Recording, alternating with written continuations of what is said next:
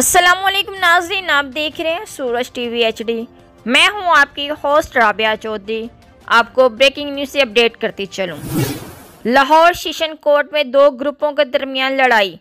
Lahore session court मैदान जंग बन गया।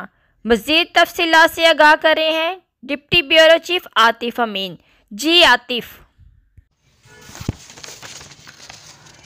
जी बिल्कुल, लाहौर सेशन कोर्ट में दो ग्रुपों के दरमियान तसादम हुआ, जिसकी वजह से आज लाहौर सेशन कोर्ट मैदान जंग बना रहा। ये नाखुशगवार वाक़या उस वक्त पेश आया जब अदालती कार्रवाई शुरू होने से पहले ही कमरा अदालत में मौजूद दो ग्रुपों का आमना सामना हो गया। दोनों फ़रीक़ीन कत्ल के मुकदमे के सिलसिले में आए थे। सामना होने पर दोनों ग्रुपों में बहस व तकरार शुरू हो गई, जो कि तल्ख जुमलों में तब्दील हो गई और चंद ही लम्हों में ये बहस लड़ाई में बदल गई।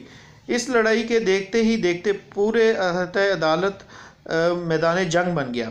इस लड़ाई में दोनों ग्रुप्स के वकला ने भी भरपूर शिरकत की, ताहम अभी तक मज़ीद तफसीलात सामने ना आ सकी।